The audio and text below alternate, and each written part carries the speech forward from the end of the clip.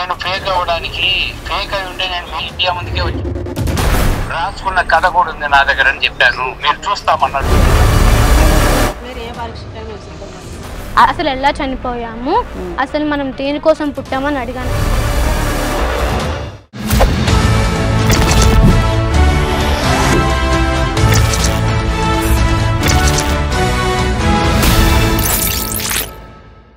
అందరికీ నమస్కారం. నేను Swarupa Putlapalli. Welcome to I dream.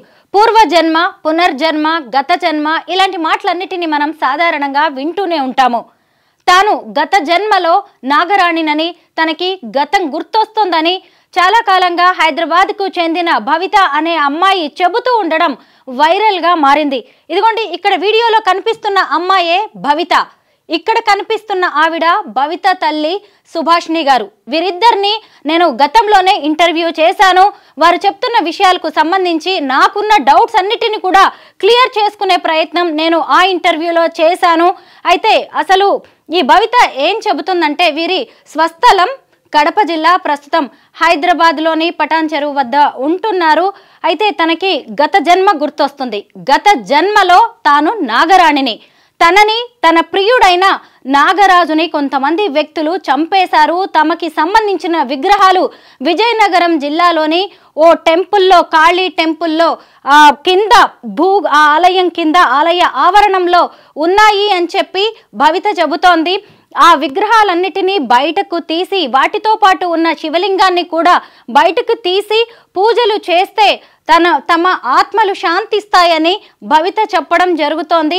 అయితే భవిత తాను పూర్వజన్మలో నాగరాణిని, తనకు గతం గుర్తొస్తోందని చెప్పడానికి కొన్ని సాక్ష్యాలు కూడా చెబుతోంది. తనకి నాదస్వరం విన్నా పడదని, తనకి కలలో ఎప్పుడు చూసినా పాములు వస్తాయని, తాను నిద్రపోయిన తర్వాత తెల్లవారుజాము వరకు తాను నాగలోకానికి వెళ్తానని, నాగు పాములతో తాను మాట్లాడతానని, అలాగే తన తల్లిదండ్రులతో కూడా తను మాట్లాడతాను అని, వాళ్ళు కూడా సర్పాలేనని ఆమె చెప్పడం జరిగింది. అలాగే ఇంకొకటి ఏంటంటే, తాను ఎక్కడికి వెళ్ళాలన్నా కానీ తన చుట్టూ పాములు ఉంటాయని, తాను చదువుకోవాలని ప్రయత్నించిన, తనకిష్టమైన మోడలింగ్ చేయాలని ప్రయత్నించినా కానీ పాములు తనల్ని ఎక్కడికి వెళ్లకుండా కాళ్ళకి చుట్టేసుకొని కింద పడేసి చివరికి మంచాన పడేలా కూడా చేశాయని, ఇలా తన చుట్టూ ఒక సర్ప ప్రపంచం అనేది తిరుగుతూ ఉందని నాకిచ్చిన ఇంటర్వ్యూలో భవిత చెప్పడం జరిగింది. అలాగే భవితకి ఇవన్నీ ఆమె 9 ఏళ్ల వయసు ఉన్నప్పుడు గుర్తొస్తున్నట్టుగా తన తల్లి అయిన సుభాషిణి గారు కూడా చెబుతున్నారు. అంటే తాను కడుపులో ఉన్నప్పుడే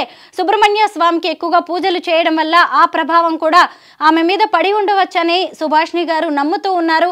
అయితే ఆ తర్వాత ఆమెకు 18 ఏళ్ల వయసు వచ్చేసరికి ఒంటి మీద నుంచి కుబుసం లాంటిది ఒక లేయర్ ఊడిపోతూ ఉంది. అది కూడా ప్రతి పౌర్ణమికి జరుగుతూ ఉంటుందని భవిత చెప్పడం జరిగింది. అలా ప్రతిరోజు తన జీవితంలో తన కలలోకి సర్పాలు వస్తాయని ఆమె చెప్పింది. పైగా నాకు ఇచ్చిన ఇంటర్వ్యూలోనే ఆమె ఇంకొక విషయాన్ని కూడా చెప్పడం జరిగింది. తన ప్రియుడు చనిపోయాడు, పైగా అతను మళ్ళీ పుట్టాడు, మేమిద్దరం కలుసుకునేది కూడా ఉంది అని ఆమె చెప్పారు.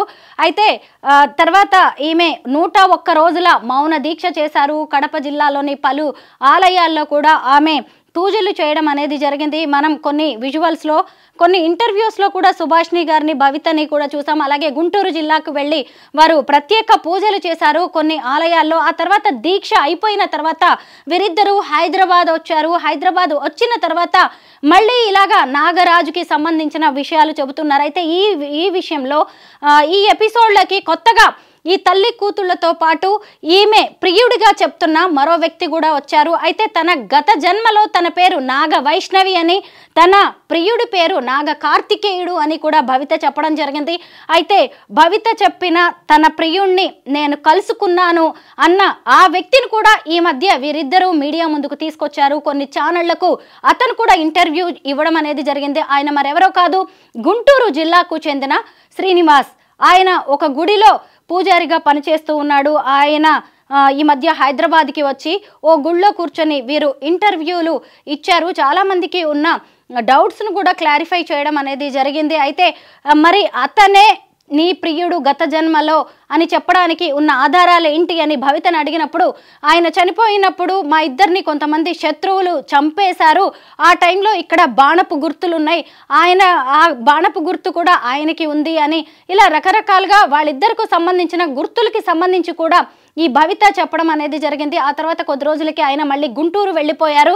అయితే ఈ విషయం ఎప్పుడైతే బయటకు వచ్చిందో వీరిద్దరి ఇంటర్వ్యూలు అలాగే ఆ శ్రీనివాస్ అనే వ్యక్తి ఇంటర్వ్యూలు బయటకు వచ్చాయో ఆ తర్వాత మరికొందరు కూడా నేను కూడా నీ ప్రియుణ్ణి అంటూ వీడియోలు చేయడం మొదలుపెట్టారు. అలాగే వీరు వేరే వ్యక్తి దగ్గర 3 లక్షలు తీసుకున్నారంటూ కూడా ప్రచారం కొత్తగా మొదలైంది. దీంతో సుభాషిణి అలాగే భవిత వారింటి వద్ద హైదరాబాద్లో ప్రెస్ మీట్ నిర్వహించారు. ఆ ప్రెస్ మీట్లో వాళ్ళు ఏం మాట్లాడారో ఇప్పుడు ఒకసారి చూద్దాం. అందరికీ నమస్తే అండి. ఈ ప్రెస్ మీట్ కారణం అనేది విజయనగరం సంబంధించిన అశ్విన్ గారు కొన్ని ఇంటర్వ్యూల్లో కూడా మేము ఆ వ్యక్తిని ఆ గత జన్మకు సంబంధించిన వ్యక్తిని తీసుకొస్తామని మీడియా ముందుకు ఫస్ట్ నుంచి చెప్పడం జరిగింది. తీసుకొచ్చిన తర్వాత కూడా ఎవరో ఒక వ్యక్తిని తీసుకొని వచ్చి పాప మీద ట్రోలింగ్ చేశాడు. అతను ఎవరు, అతను తీసుకొని రావాలి కదా, డైరెక్ట్గా తీసుకొని వచ్చి ఫేస్ టు ఫేస్ మాట్లాడాలి. ఎక్కడో నువ్వు వీడియో చేసి మాట్లాడించడం కాదు కదా. 3 లక్షలు తీసుకున్నాను మీడియా అంతా రాండి అన్నారు కదా, మీడియా వాళ్ళ ముందని ఆయన 3 లక్షలు మాకు ఇచ్చాడా, ఎవరికి ఇచ్చారు, ఫేస్ టు ఫేస్ మాట్లాడాలి. ఎవరు ఎంతగా డబ్బులు ఇచ్చారు, తీసుకున్నారు, ఏ కారణంతో ఇచ్చారు, అది మాకు చెప్పాలి. చూశారు కదా భవిత తల్లి సుభాషిణి గారు ఏం చెబుతున్నారో, తాము ఎవరి వద్ద డబ్బు తీసుకోలేదని, అయితే తన కూతురుకి గత జన్మ గుర్తొచ్చింది కాబట్టి విజయనగరం జిల్లాలో కాళికామాత ఆలయంలో ఉన్న విగ్రహాలను బయటకు తీసి పూజలు చేస్తే ఆమె ఆరోగ్యం బాగుపడుతుందని తల్లిగా తాను ఆవేదన చెందుతున్నానని సుభాషిణి చెప్పడం జరుగుతోంది. అయితే అక్కడికి వచ్చిన కొంతమంది మీడియా ప్రతినిధులు మరి ఈ మధ్య కాలంలో మీరిద్దరు ఉన్నది సరిపోనట్టుగా ఇంకో కొత్త వ్యక్తిని తీసుకొచ్చారు కదా, ఈ రోజు ప్రెస్ మీట్కి ఆ శ్రీనివాస్ అనే వ్యక్తి ఎందుకు రాలేదు అని ప్రశ్నించగా ఆయన గుంటూరులో పూజల్లో బిజీగా ఉన్నారు, అందుకే ఆయన రాలేకపోయారని వారు చెప్పారు. మరి అయితే కనీసం ఫోన్లోనైనా అతనితో మాట్లాడించండి అని మీడియా ప్రతినిధులు డిమాండ్ చేస్తే అప్పటికప్పుడు ఫోన్ కాల్ అతనికి చేసి సుభాష్ని ఆయనతో మాట్లాడించే ప్రయత్నం చేశారు. ఇంతకీ ఈ నాగరాణి అని తాను కూడా భవితను నమ్ముతున్నానని అలాగే ఆమె పలువురికి ఇచ్చిన ఇంటర్వ్యూలు చేసి తానే గుర్తుపట్టానని తామిద్దరం కూడా గత జన్మలో ప్రియుడు ప్రియురాలు అని ఆయన ఒప్పుకున్నారు. ఇంకొకటి ఏంటంటే ఆ శ్రీనివాస్ అనే వ్యక్తి గుంటూరు జిల్లాకు చెందిన వ్యక్తి, ఆయన వయసు 52 ఏళ్ళు, ఇక్కడ ఉన్న భవిత వయసు 22 ఏళ్ళు. అంటే వీళ్ళిద్దరికి మధ్య 30 ఏళ్ల గ్యాప్ ఉంది. అంటే తామిద్దరం 30 ఏళ్ల గ్యాప్తో పుట్టామని, తనకి ఆల్రెడీ పెళ్ళైపోయిందని శ్రీనివాస్ రెడ్డి ఇంటర్వ్యూల్లో చెప్పడం అనేది జరిగింది. అయితే ఈ ప్రెస్ మీట్లో అతనితో మాట్లాడించమని మీడియా ప్రతినిధులు అడిగితే సుభాష్ని కాల్ చేశారు. ఆయన ఏం చెబుతున్నారో ఇప్పుడు విందాం. కుంభమేళ జరుగుతుంది కదండి, కుంభమేళ జరుగుతున్నప్పుడు మా టెంపుల్లో డైలీ అభిషేకాలు జరగాలి, అభిషేకాలు చేయాలి కానీ మీరు అడగాలి కదా. ఇంకా నేను వచ్చిన రోజు మీరు ఎంత టైం ఏం తీసుకొని అడిగి రాసుకున్న కథ కూడా ఉంది నా దగ్గర అని చెప్పాను, మీరు చూస్తామన్నారు. నేను డైరెక్ట్ కాదు, ఆ రోజు నాకు గుర్తొచ్చి నేను పేపర్ మీద రాసుకున్నా.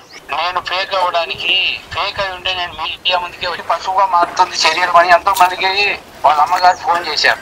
ఆ టైంలో వచ్చి మీరు మీడియా వచ్చి చూసి పరీక్షించాలిగా మేడం. అమ్మగారు వాళ్ళ అమ్మగారు అక్కడే ఉన్నారు, అడగండి. లేదు, నాకు గుర్తొచ్చిన ప్రతిసారి నేను రాసుకున్నాను.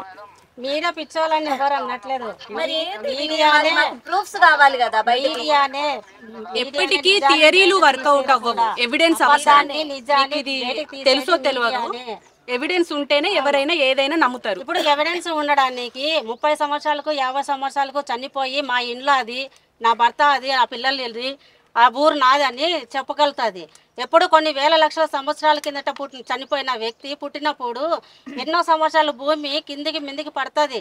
పడిన తర్వాత జనాలే పుట్టినప్పుడు నరులే పుట్టినప్పుడు పుట్లో ఎట్లా ప్రూఫ్ చూపిస్తారు? ఆడవాళ్ళు మేము అక్కడ చూపించాము, విజయనగరం అని చూపించాము. అయితే ఇప్పుడు ఈ సుభాషిణి భవితతో పాటు ఆమె కుటుంబ సభ్యుల మీద కూడా చర్చ జరుగుతోంది. మరి మీరు అందరినీ మేము నాగరాణిలం, నా కూతురికి గత జన్మ గుర్తొస్తుంది అని చెప్పి మీరు చెబుతున్నారు కదా, అసలు మీ కుటుంబ సభ్యులు మీ మాటలు నమ్ముతున్నారా అని మీడియా రిప్రజెంటేటివ్స్ అడిగితే చాలా వీళ్ళ దగ్గర నుంచి సరైన సమాధానం రాలేదనే చెప్పాలి. ముఖ్యంగా భవిత తండ్రి ఎక్కడ, మీ భర్త ఎక్కడ అని అడిగితే కూడా ఆమె చాలాసేపు మౌనంగా ఉన్నారు. కనీసం ఫోన్ చేసైనా మాట్లాడించండి అన్నా కానీ వారి దగ్గర నుంచి ఎలాంటి సమాధానం రాలేదు. ముఖ్యంగా అందరూ కూడా ఒక్కటే మాట అన్నారు, మీ హస్బెండ్ మీ కుటుంబ సభ్యులే నమ్మనప్పుడు మమ్మల్ని అందరినీ ఎలా నమ్మించాలని చూస్తున్నారు అని చెప్పి సుభాష్ని అలాగే భవితను అడగడం జరిగింది. అలాగే భవితకు సంబంధించి నువ్వేం చదువుకున్నావు అంటే నేను 5th or 6th వరకే చదువుకున్నాను, సరిగ్గా రాయడం చదవడం కూడా రాదు అని చెప్పి భవిత చెబుతూ ఉంది. అయితే ఇప్పుడు తన కుటుంబానికి సంబంధించి మీడియా ప్రతినిధులు అడిగిన ప్రశ్నలకు వీరి దగ్గర నుంచి వచ్చిన రెస్పాన్స్ ఏంటో చూడండి. కుటుంబ సభ్యులు రాకపోని నిజం ఉన్నప్పుడు మీరు నేను చూపించేది వాస్తవాలనికి నేను ఎక్కడ చెప్పాను, విజయనగరానికి గుడి గురించి చెప్పాను. అది వెలికి తీయాలండి, మా ఫ్యామిలీకి ఎఫెక్ట్ కొడుతుంది, పాపకు కూడా ప్రాబ్లం అవుతుందండి. అది తీస్తే కనుక మా కాడికి కంప్లీట్ అవుతుంది, పాప లైఫ్ ఇంజక్షన్ వేసి చంపేయమని చెప్పారు నా కుటుంబ సభ్యులు. మరి నిజాన్ని నేను బయటకు పోరాడుతున్నా, నేను నా బిడ్డ కోసం నేను పోరాడుతున్నా. అందరూ వదిలేసినట్టు నేను తల్లిని వదిలేస్తున్నా, కన్న తల్లిని. ఏ కన్న తల్లి వదిలేస్తుంది బిడ్డల్ని? ఇప్పుడు మీరైనా వదిలేస్తారా మీ తల్లి? తన భర్త తన కూతురు ఇలా గత జన్మ గురించి మాట్లాడుతుంటే ఇంజెక్షన్స్ ఇచ్చి చంపేయమని చెప్పాడని, అందుకే తాను దూరంగా ఉంటున్నానని, తన బిడ్డ కోసం తాను ప్రయత్నిస్తున్నానని సుభాషిణి చెబుతున్నారు. అయితే మొత్తం మీద అక్కడికి వచ్చిన మీడియా ప్రతినిధులు రకరకాల ప్రశ్నలు వీరిని వేయడం జరిగింది. అయితే చాలా వాటికి వారి దగ్గర సరైన సమాధానం లేదు. ముఖ్యంగా ఈ భవితకి సంబంధించి కూడా వారు కొంతమంది అయితే పర్సనల్గా ఇంటర్వ్యూ చేయడం జరిగింది. అసలు నాగమణి అంటే ఏంటి, నాగబంధనం అంటే ఏంటి, అసలు ఈ నాగ కార్తికేయుడు నిజమేనా, మీరందరూ కలిసి ఎందుకు ఇలా ఒక డ్రామా ఆడుతున్నారు అంటే అడిగిన ప్రశ్నలకు కూడా వీరి దగ్గర నుంచి సరైన సమాధానాలు రాలేదు. పాతాళ లోకంలో ఉంటుంది, లోకం కింద మన భూమి కింద ఉంటుంది. నేను బుక్కులేం చదవను, తర్వాత సినిమాలు కానీ ఇవన్నీ నేను చూడట్లేదు కూడా. వచ్చిన తర్వాత నేను అవి చూసుకుంటూనే ఉన్నాను. అంటే కనుక ఏమైనా చదువుకోవాలని ట్రై చేస్తాను. 9 years నుంచి అక్క ఇదంతా నేను దైవ సర్పన్నక్క. 1 year నుంచి మీరు అంతకుముందు మీరు ఎందుకు వచ్చారు, మీరు రాలేదు ఎందుకుంటున్నారంటే, మేము ఆ విజయనగరం టెంపుల్ గురించి వాళ్ళతో మేము మాట్లాడితే ఆయన రెస్పాన్స్ అవ్వలేదు. రెస్పాన్స్ అవ్వకపోయేసరికి నాకు పాప వాళ్ళతో కూడా మేము చెప్పించాము, యాగరెడ్డి గారితో కూడా చెప్పించాము, పాపకి ఇబ్బంది అవుతుంది, ఒక్కసారి వాళ్ళతో మాట్లాడండి వెళ్దాం అంటే వాళ్ళ భార్య లేపుతుంది, లేదంటే వాళ్ళ కొడుకులు ఫోన్ లిఫ్ట్ చేస్తున్నారు అన్నాడు. నేను కూడా ఫోన్ చేసినప్పుడు వాళ్ళ నాన్న మాట్లాడలేదు, వాళ్ళ కొడుకే మాట్లాడినాడు.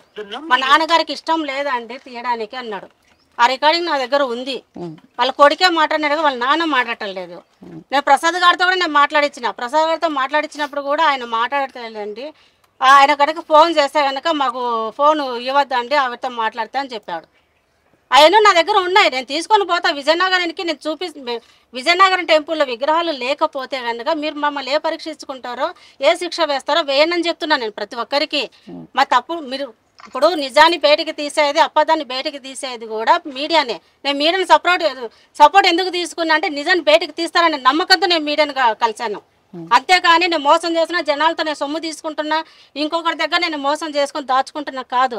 ఏదో కొంతమంది అంటున్నారు కదా, ఒక్కొక్కరి మగపిల్లలకి పెళ్ళిళ్ళు కాకుంటే వాళ్ళకు పరిహారం చేస్తుందని. నా ఇంటికి ఎవరు క్యూ కడుతున్నారు చూపించండి. మీడియా నమ్ముకొని వచ్చిన నేను మీడియా ముందుకు ఎందుకు వచ్చిన, మీడియా వాస్తవాలు బయటకు తీస్తుందని. నా దగ్గర తప్పు ఉంటే కనుక మీడియా ముందని ఏ శిక్ష వేస్తారో వెయ్యండి. గవర్నమెంట్తోనే నేను ముందు వెళ్ళడానికి తీయడానికి నేను సిద్ధంగా ఉండా.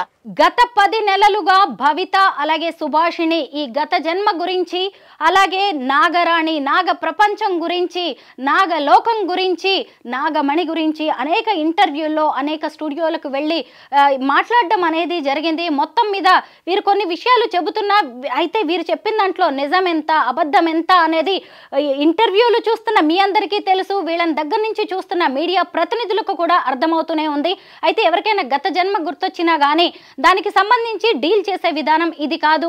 అయితే తమకి ఆయన నాగరాణి ప్రియుడుగా చెబుతున్న శ్రీనివాసరెడ్డి చెప్పారని, త్వరలోనే ఆమరణ నిరాహార దీక్ష చేసి ప్రభుత్వం వరకు తమ సమస్యను తీసుకువెళ్తామని, ఆ గుళ్ళో ఉన్న విగ్రహాలను బయటకు తీస్తామని చెప్పి సుభాషిణి చెబుతున్నారు. మొత్తం మీద ఈ మధ్య కాలంలో అయితే వీరిద్దరూ చెబుతున్న విషయాలు సోషల్ మీడియాలో వైరల్గా మారాయి. నిజంగా నాగలోకం అనేది ఉంటుందా, నాగబంధం ఎలా ఉంటుంది, ముఖ్యంగా అసలు ఈ అమ్మాయి ఈ తల్లి ఎందుకు ఇలా చెప్తున్నారు, పైగా వీళ్ళిద్దరూ ఉన్నది సరిపోనట్టుగా 30 ఏళ్ల గ్యాప్తో నేను మళ్ళీ పుట్టాను అంటూ ఆమె ప్రియుణ్ణంటూ శ్రీనివాస్ అనే వ్యక్తి సీన్లోకి రావడం, ఇదంతా చూస్తే అందరికీ ఒక గందరగోళంగా అయితే ఉంది.